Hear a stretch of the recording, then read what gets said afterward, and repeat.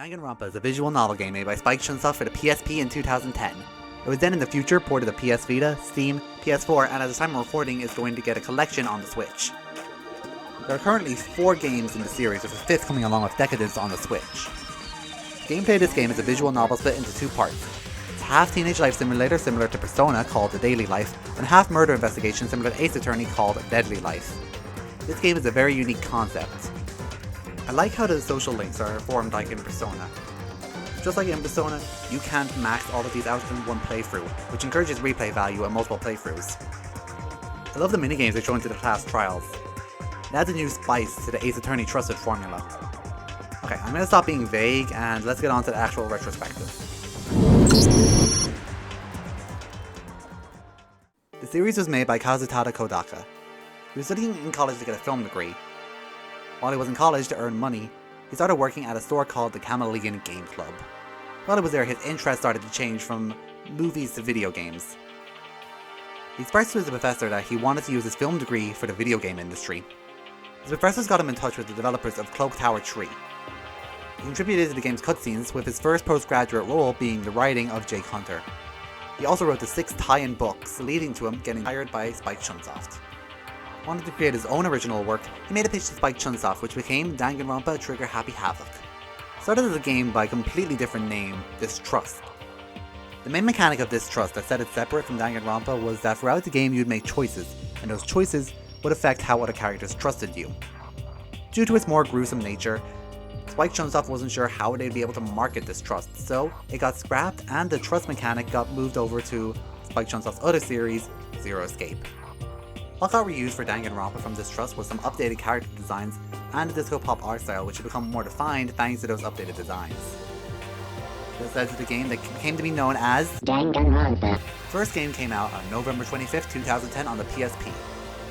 This game was expected to sell only 500,000 units, but became an instant cult classic, selling over 25,564 in its first week, and then 85,000 units in its first 3 months.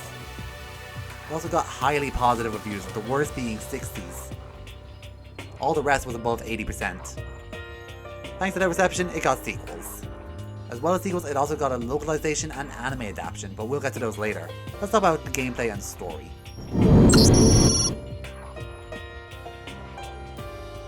The story of Trigger Happy Havoc is about a teenage boy named Makoto. He's normal and there's not much to note about him, except being an absolute cutie. Wait, what? He got accepted into Host Big Academy. It's a school of Japan's gifted and talented. He won his way in through a lottery. Despite not wanting to go, he went, because people who do go to this school are set for life. As soon as he enters the school, he starts to lose consciousness and wakes up in a classroom with all the windows heavily boarded up and his memories erased. He goes to a room called the main hall and meets 14 other students who were people in Makoto's class, and they all had ultimate talents. After introducing themselves, they go to the gym and meet a black and white bear called Monokuma, who tells them they're expected to spend their lives in this school. All hating each other and being antisocial teenagers, nobody wants to do that, so they are told they can leave if they kill another student. I know, right? Once the tension sets after that unsettling announcement, they work together to split up and look for a way out, but not being able to find one, they realize killing might be the only way. Eventually, a murder occurs. The cast learns they don't have to just kill, they also have to get away from murder in what's called a class trial.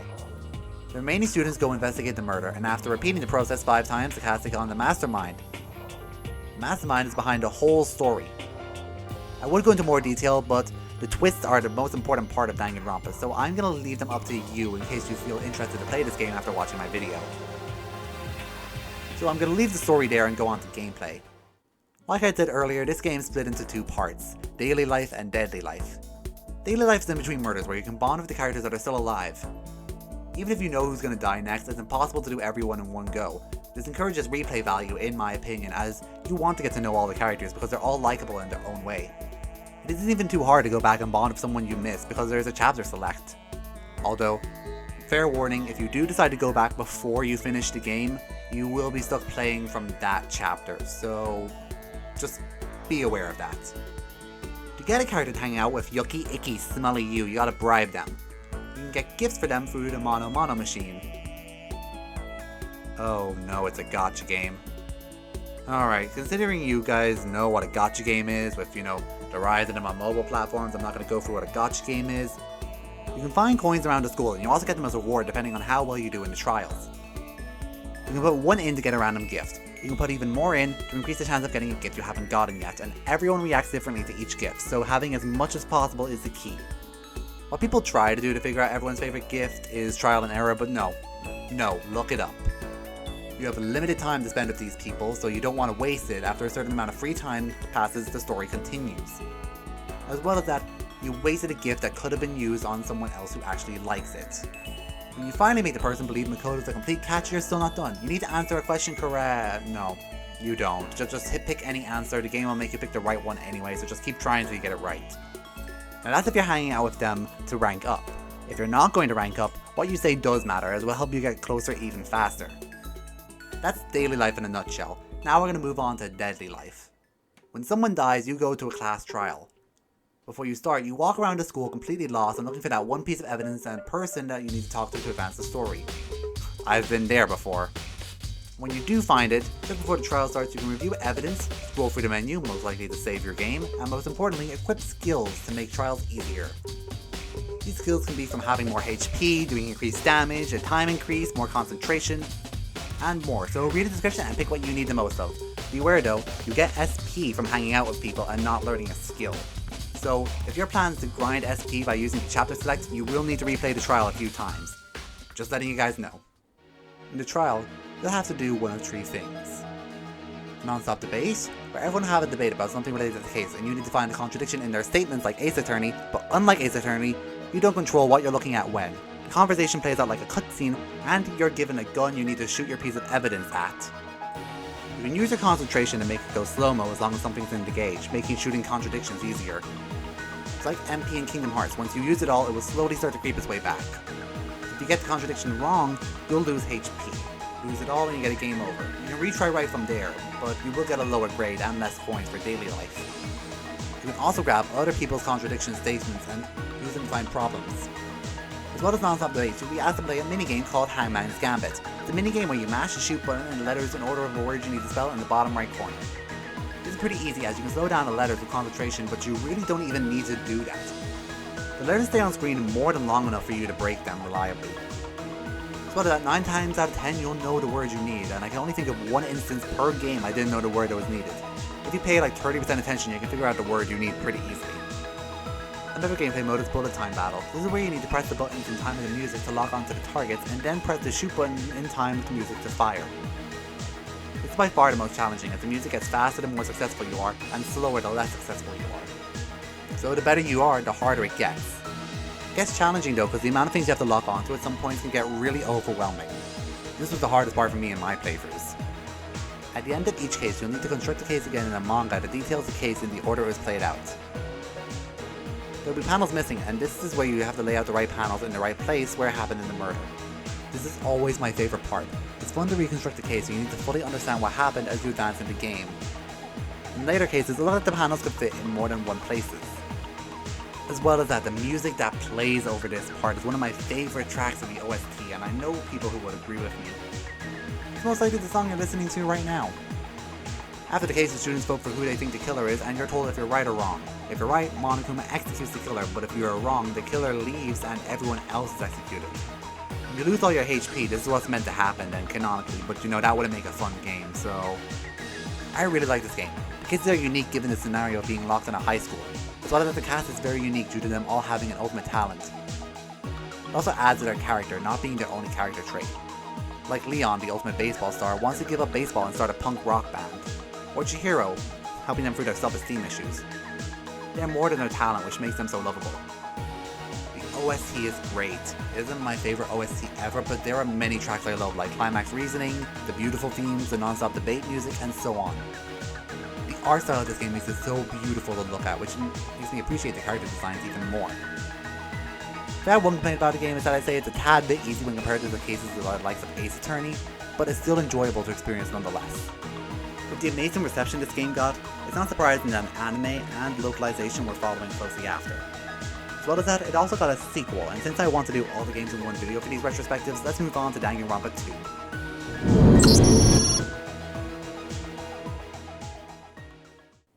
After the completion of Danganronpa Trigger Happy Havoc, the team split into smaller teams, with director Kodaka working on the tie-in light novel Danganronpa 0. While working on it, producer Yoshinori Terasawa brought up the idea of writing a sequel, and liking the idea of a sequel, we worked on both at the same time. The game was announced with zero foreshadowing events that would show up in the sequel. Kodaka was told to make this game just like the first ones, but he rejected this idea. Spike Chunsoft wanted to capitalize on the success by making it exactly the same. Kodaka rejected this advice and instead set the game on an island. Kodaka wanted to give the player more to explore in this game, hence the island setting over another high school. This game is a very similar story and gameplay to the first game. The story is about Hope's Peak Academy student Hajime Hinata arriving at school one day and a higher power deciding enough was enough of all the sickos and stopped this game, reverting it back to its code, but Kodaka told us "I got you fam" and helped us through the Matrix. You arrive in class and you're taken on a school trip to Destiny Islands from Kingdom Hearts, and then the stuff rabbit from your childhood, don't act like you didn't have one, forces you to be an extrovert and the pressure gets to you so you collapse. Okay, fine, I'll stop memeing and be serious. You arrive at class after the code starts to break and it makes it into a classroom. The stuffed rabbit Usami shows up to take you on a school trip so you can all bond and become good friends by earning hope fragments. After meeting everyone, you go to play in the ocean and begin to think, maybe I can trust like that, and then a familiar voice comes over the loudspeaker.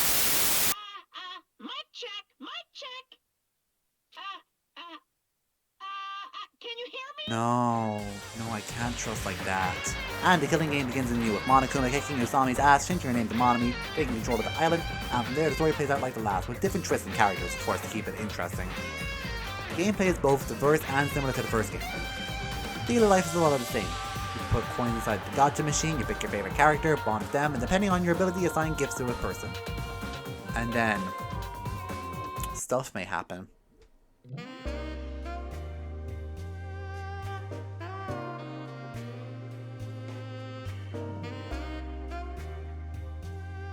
I mean, that is if you want to, you know, I'm just saying, I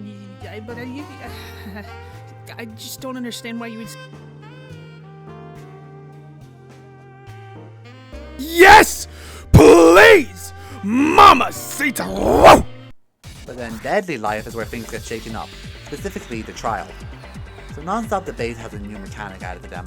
In addition to return to yellow contradiction phases, there are now blue agreement phases. You can shoot them with evidence to show that they are right instead of wrong. In late game, when both show up in the same debate, it can get pretty hard to decide what you need to do.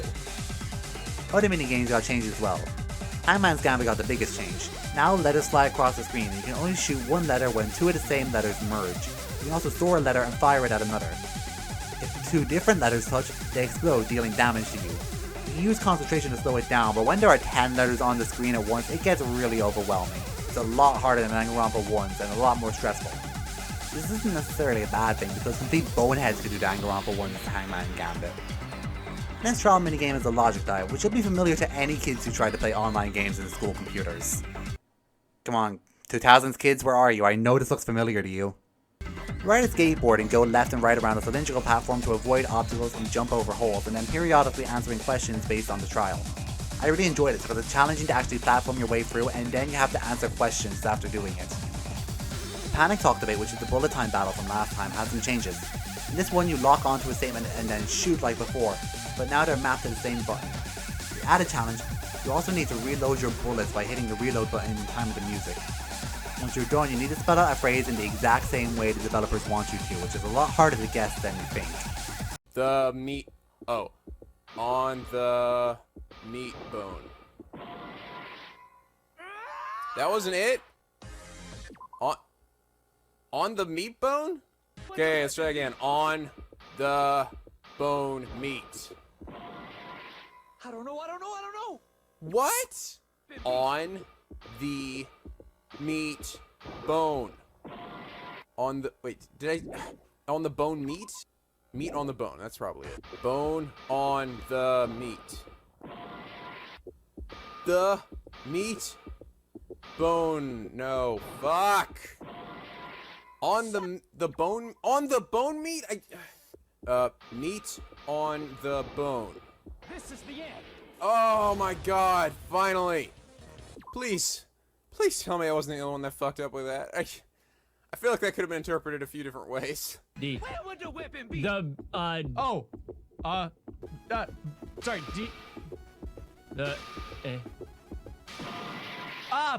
no. Where would the weapon be? Wait, meat on the bone. Meat on bone. Oh, okay, they made it easy that time. No, wait. Where would the whipping be? The meat on bone. The bone. Where would the whipping On be? the meat bone. Where would the whipping Meat be? on the bone. This is the end. Oh my god! Oh, we actually lost 3/4 of our health there.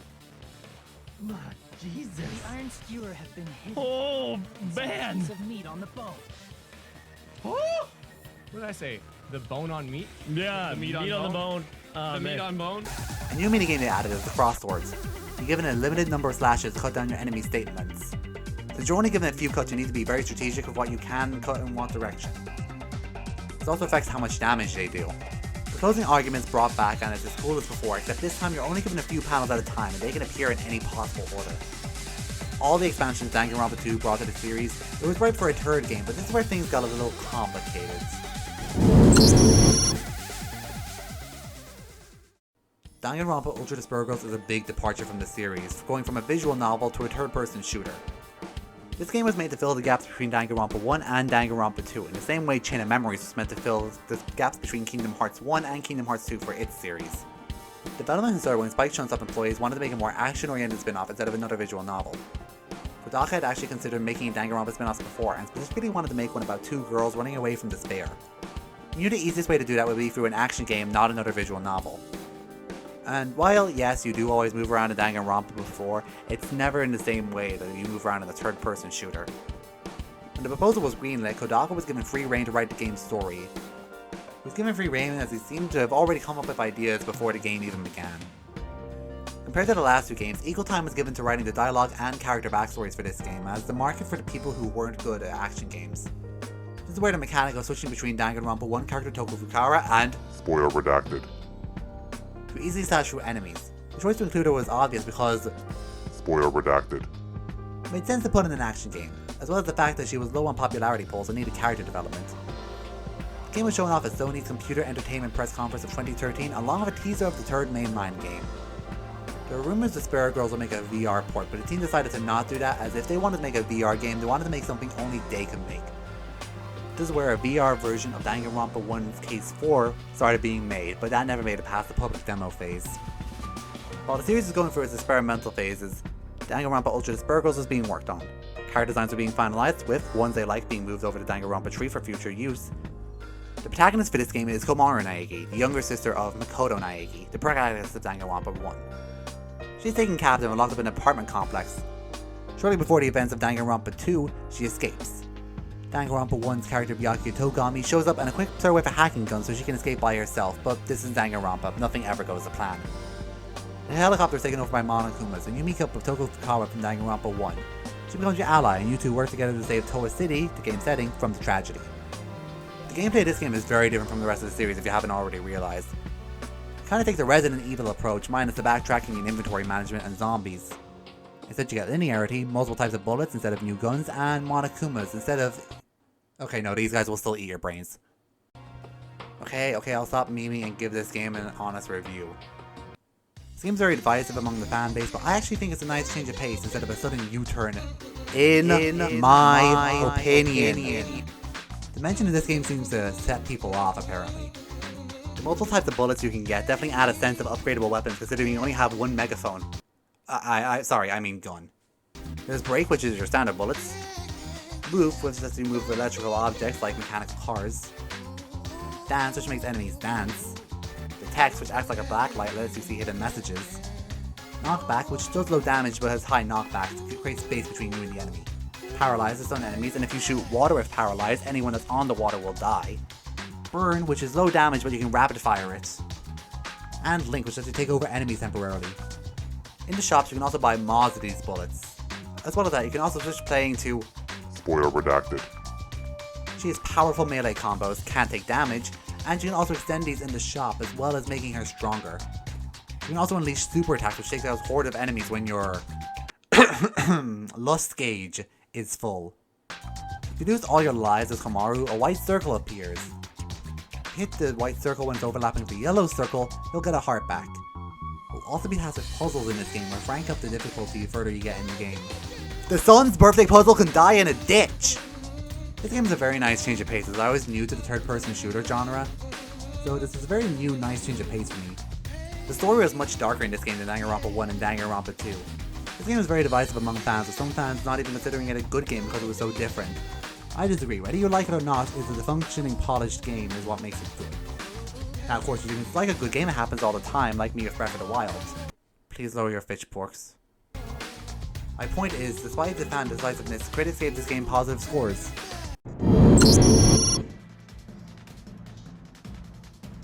Okay, there are two Danganronpa trees. There's Danganronpa 3 the game, which is a soft reboot, debatable, and then there's Danganronpa 3 the anime, which is the ending of the Hope's Peak story we've been building up to. The Danganronpa 3 anime has two arcs, Future and Despair. Future is a continuation of the story, and Despair is a prequel to see how the Earth ended up in the state it's in the two games. Arc 1, Future Arc, follows Makoto Naegi and select Danganronpa 1 characters and some new ultimates, while Arc 2 follows the Danganronpa 2 class, as they're deeply involved with how the world ended up in the state it's in. Future Arc starts with Makoto Naegi being taken prisoner for his treasonous actions in Danganronpa 2. No, I'm not saying any more than that. While having meetings to decide what to do with Makoto, sleeping gas enters the room and they all fall unconscious. While they're unconscious, wristbands are slipped on their wrists, and if they do the action on the wristbands, they'll die. According to Monokuma, there's a traitor in the group. If they kill the traitor, they win. I obviously won't spoil anything, but the twist to most fans is kinda BS. As well as that the anime is not a game, so a lot of characters don't get character development they need. Like, I don't even remember this guy's name. While the Despair Arc, on the other hand, is much better received. At the start of the anime, the characters start showing becoming friends and bonding. Then they rip out your hearts, trample over them. Ah, the true Danganronpa experience. Can't really go into anything as anything post-episode like 3 is spoiler territory. Just know that halfway through is when shit starts to really get real, and you will cry at episode 10. This is not a warning, it's a fact.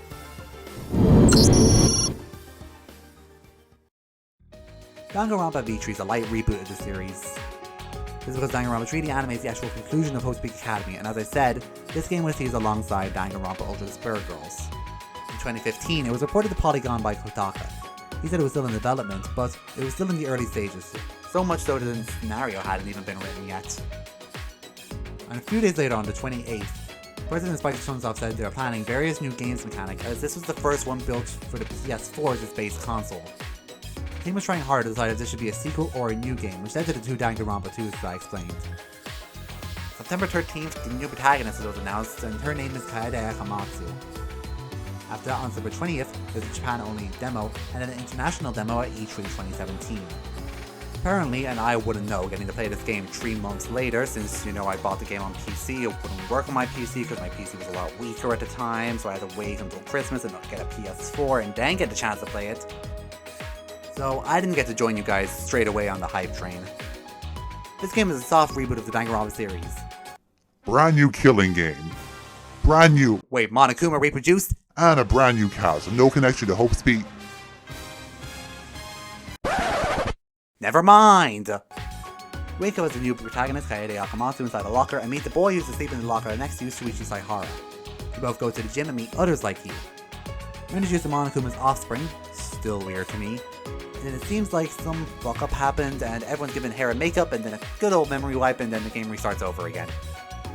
Now you explore the whole school, meet your cast, and you may be wondering why Kodaka made the setting a school again. Well, that's because this school is actually the size of an apartment complex, so you're still not missing much. After meeting everyone, Monokuma starts up the killing game once again. Moving on to gameplay, daily life is exactly the same as before. You go around, talk to students, play some gotcha games, and then wait for murder. Daily life is definitely more enhanced than Danganronpa 2. Non-stop debates mainly stay the same, except you can no longer grab people's statements. This time you can lie about evidence to create a new contradiction through lies instead of truth. These are harder to find, but as a result you will get more points for them and therefore a higher grade. There's also a V point you can hit. This will offer you more points in the grading system. The other minigames got an upgrade, except Crosswords, because who gives a fuck about that game? Hangman this time is a lot less letters flying across the screen, and I'm pretty sure two can touch each other right now. To be challenging though, you're blind. Periodically, light will flash across the screen and light up the entire screen. You can also make the screen light up and slow it down to letters losing your concentration. It's definitely more engaging than trigger-happy Havoc and Gambit, but thankfully not as complicated or as overwhelming as Danganronpa 2's. The Logic Dive was made in the Psyche Taxi. Basically, imagine a cross between the Logic Dive and Sega's Crazy Taxi games and Mario Kart, and that's what you got. You need to hit the letters along the road to spell the question you have to answer. Then the two answers are put on the two sides of the road and will display an answer. You go to the one that has the right answer. The bullet time battle is definitely the best one. There's no press to lock onto this or shoot or mash this and any of that garbage. It's now an actual rhythm game where you just need to press the right button at the right time. You mess up an input, you take damage. You land an input, you deal damage. And when you win, you need to spell out a phrase just like in Danganronpa 2. The remaining trial minigames are all new to V3. There's a debate scrum now where the cast split into teams of two and argue representing opposite opinions. The player must find a word in their argument that matches the one in your argument and then fire it. Mind Mind's a puzzle minigame, more so than normal. And then the player destroys blocks in order to find hidden images underneath. When you destroy a block, all blocks touching it that are the same color as the block you destroyed will be destroyed. It will also change the color of any surrounding blocks. You need to be strategic in the order you destroy them to try and get as much as you can as possible. Mass panic debates are basically non-stop debates, except there's 3 going on at the same time. The screen is split into multiple segments, and just like normal, you need to shoot the right contradiction with the right bullet. This game also has a collection of post-game modes like the other games, Danganronpa 1 and Danganronpa 2. Danganronpa 1 and 2 have a school mode. This is where you're tasked as a resource manager, and you need to collect resources throughout the school. You use these resources to build Monokumas or Usamis depending on the game. You also get free time to hang out with the other characters. This is the best place to do the free time events that you've missed throughout the main game. In this school mode system, you're given 50 in-game days to catch up on social events you missed. In Danganronpa 3, this is made to be just the social segments. In Danganronpa 2, there's a mode where you play as Usami. It's implied that she's the one who defeats the Guardians to the other islands, and this gameplay mode explains how she does it. It's not that fun in my opinion, but who knows, maybe you guys will get a kick out of it. Danganronpa V3 has the best gameplay mode though. It's called Talent Development Plan. It's basically Mario Party, but less death. Yeah, you heard me, less death. I know what happens in Mario Party. You walk around a game board. If you land on certain spaces, you'll level up. If you land on other spaces, you'll get an event. Or, you'll get to interact with another character from the series. Yes, you heard me, series. You can also collect skill fragments. These allow you to unlock skills, and you build your character in a sort of RPG-esque way. Then you can actually make your character go to a dungeon crawler RPG. You use the points you collect in the RPG to go back to Ultimate Talent Development Plan, and you can use roles for a gacha system to unlock characters from Danganronpa 1, 2, or to try get higher rarity. Rarity? That's a weird way to say that. Or to get a higher rarity of a character from Danganronpa 1, 2, or V3, with characters of higher rarity doing higher damage. You can make a team of 4 of any characters you want, all with different stats and builds, and then when you finish Dungeon Crawler, another 50 floors unlock. Even when you finish Dungeon Crawler, you might want to hop back into Ultimate Talent Development Plan to try and get these interactions with characters, because they're all so good and entertaining. In fact, Danganronpa S, the new game that's being included with Danganronpa Decadence, is a giant expansion of the V3 mode, which I'm so excited to play. Alright guys, that's it for this video. Thank you guys so much for tuning in. Danganronpa is super special to me as it got me introduced to all the other series that followed shortly after, Kingdom Hearts, Persona, and so much more. So, this series is special. Ace Attorney led me to Danganronpa, and Danganronpa led me to all the others. So, yeah, I have to thank Danganronpa and Ace Attorney in particular, so I need to make videos on them. And with Danganronpa Decadence coming out really soon, it seems like the best chance to make a Danganronpa themed video. So, thank you guys so much for watching and checking me out. Hope you see my videos on Danganronpa Decadence. If you want, I will make some first impressions video or like specific character walkthroughs of the new game Danganronpa S. I can do specific runs to specific characters if you want. Honestly, I'm really open to ideas of Danganronpa S. I might not stream it though, because I want to stream the other games first, and then I will stream Danganronpa S. But I do want to jump into Danganronpa S straight away as well though. So if you want, I can record some specific character runs, etc., etc. But that is the time for when Danganronpa S actually comes out. So I will see you guys then. Well, I will see you whenever I next see you. Bye guys.